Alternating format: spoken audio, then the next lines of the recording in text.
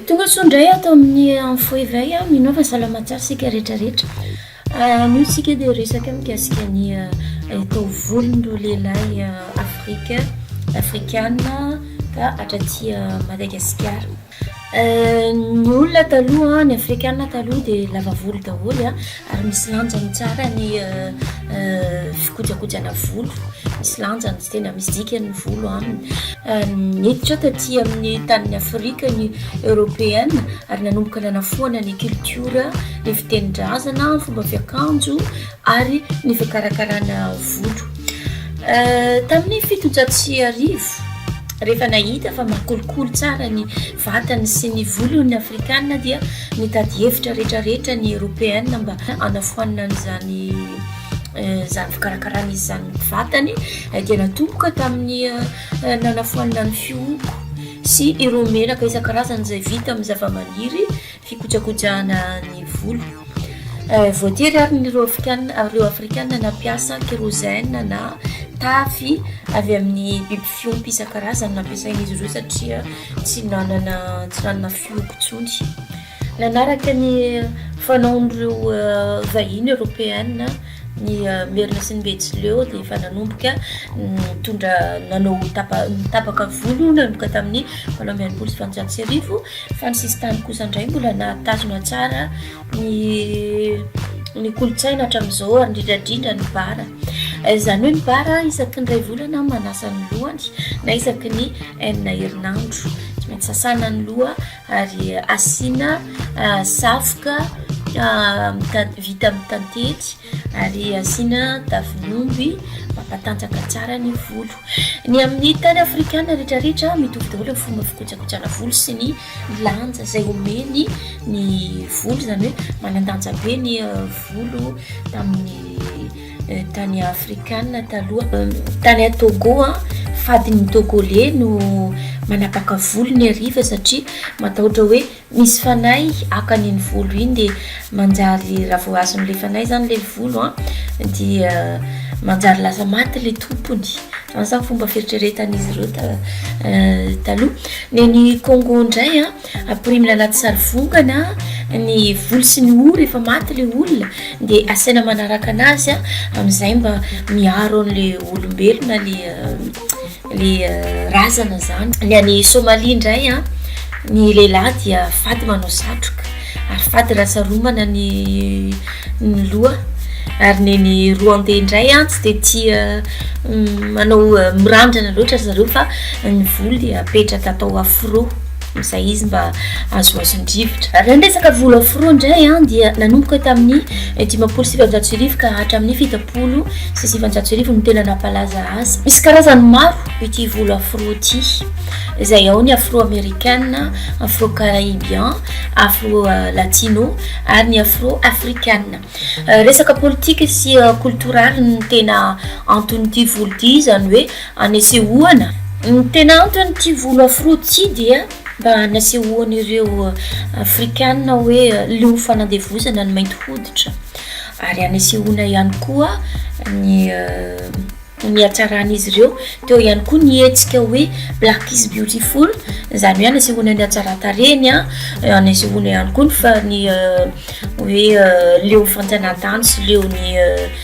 tifitifitra izay mahazo anay zahay. Dia eo ihany koa moa tamin'izany fotoana zany ny guerrier, izany hoe ny mpiady anesehoana an'izay herisetra sy anesehoana an'izay tanjaka zay sy anesehoana an'izay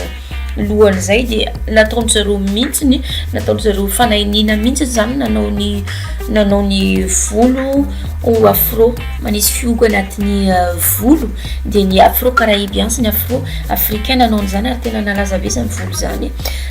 tamin'izany fotoana zany. Fa raha ny tena nalaza sy ny tena betsaka mpafantatra dia ny rasta, izany ny dreadlock. Ny raha miresaka dreadlocks zany tsika na resaka rasta dia Jamaïque avy hatrany ny tonga ao an-tsaina. Nefany tamin'ny 1700 dia ny Sadou Indou no nitondra an'izany volo zany voalohany tany Jamaïque satria ny Sadou izay nifindra-monina tany Jamaïque no nitondra ny dreadlocks, izany hoe dreadlocks ny dikany dia matahotra an'Andriamanitra, olona sage na olona endry no manao an'izany volo zany. Olona mpivavaka, olona matahotra an'Andriamanitra raha tena mamaky baiboly tsika dia ao anaty baiboly misy betsaka be mihitsiny a mikasika an'izany dreadlocks zany. Raha resaka baiboly tsika misy profo maro be mihitsiny ao anaty baiboly ao zao a, toy ny Levitikosy 2:20 amin'ny 5 zao no soratra hoe tsy hanasola ny lohany izy na anaratra ny vahoakany na hitetika ny tenany. Ny ao amin'ny numéri 6 indray izy a, numéri 1 sy 5 amin'ny andro rehetra izay ny voadiany itokana dia tsy hokasikareza ny lohany mandra-pahatapitry ny andro izay nitokanany ao an'i Jehova dia ho masina izy ka avelany haniry ny volondohany. Mpitsara 7:15 fa indro anananaka ianao ka hiteraka zazalahy ary tsy mba hokasikareza ny lohany fa ho nazirita ho an'Andriamanitra hatrany ankibony zaza. Tsy manam-potoana makina ny baiboly fa betsaka be ny ao a raha mamaky baiboly sy mandinika ianao a dia hitanao ao fa misy profo betsaka be ny anatin'ny baiboly ao hoe ny olona taloha dia olona lava volo ary olona nrandrana satria misy lanjany betsaka le resaka volo ary mitovy daholo raha vo afrikana na aziatika na ny Egypte antika misy lanjany betsaka le resaka volo tokony mba hovana kely le fomba fijerintsika. Matetika tsika raha vao mahita lehilahy lava volo ary indrindrandrindra lehilahy rasta dia zavatra ratsy be zavatra ao an-tsaintsika. Misy aza ny sasany tsy manome asa mihitsy hoe mitady asa le olona tsy fantatra akory na ny diplôma anany na ny fahaizana anany dia tsy kerahina avy hatrany hoe tapaholo ny volo raha vao hiasa ty na zavatra ohatr'izany satria tsy manadiady azan'le hoe le toe-tsaina le efa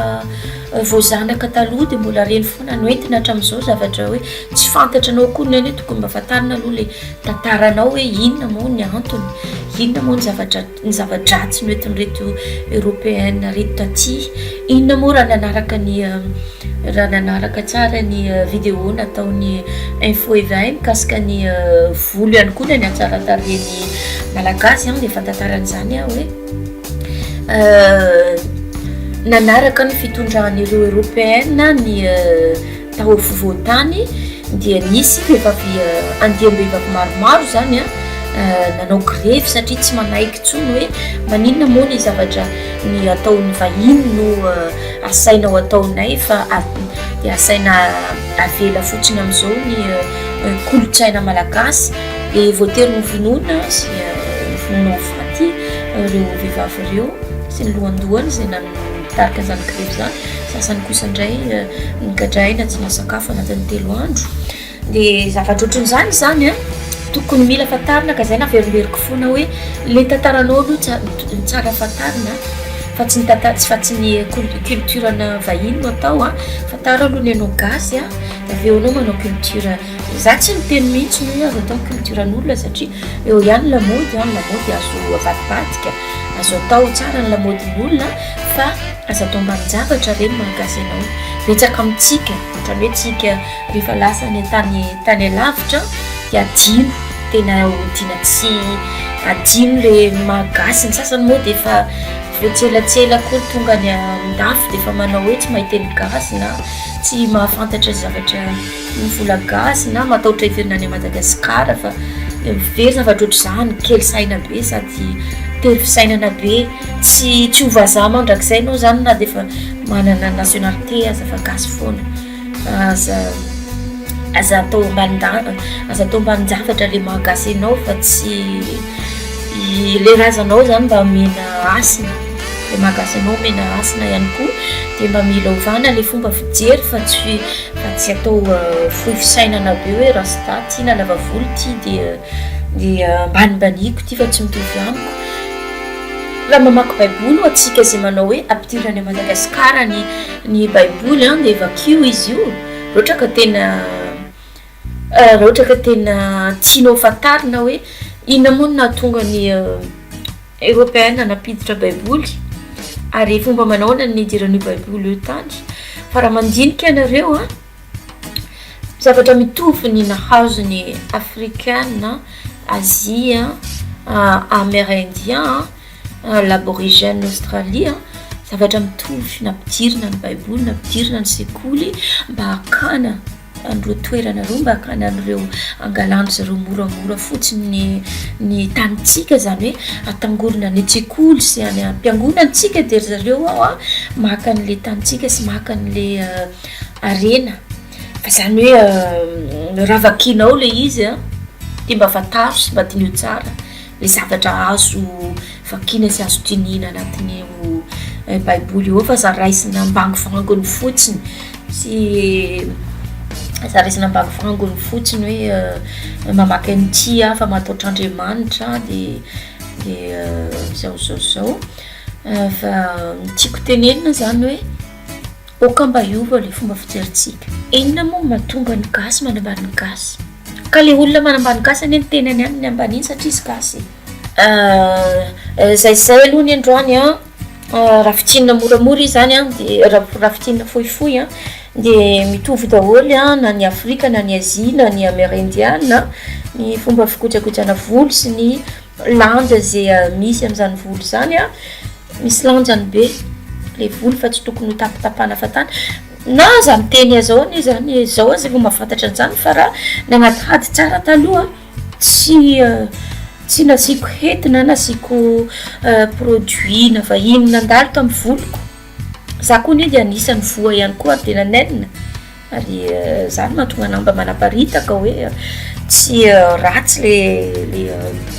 ratsy le fanambanina ny malagasy mitovy aminao ratsy ny fanambanina ny culture anagasy mitovy aminao ratsy le zavatra nataotsika taloha le manao ny culture na vahiny fa ny tsika adino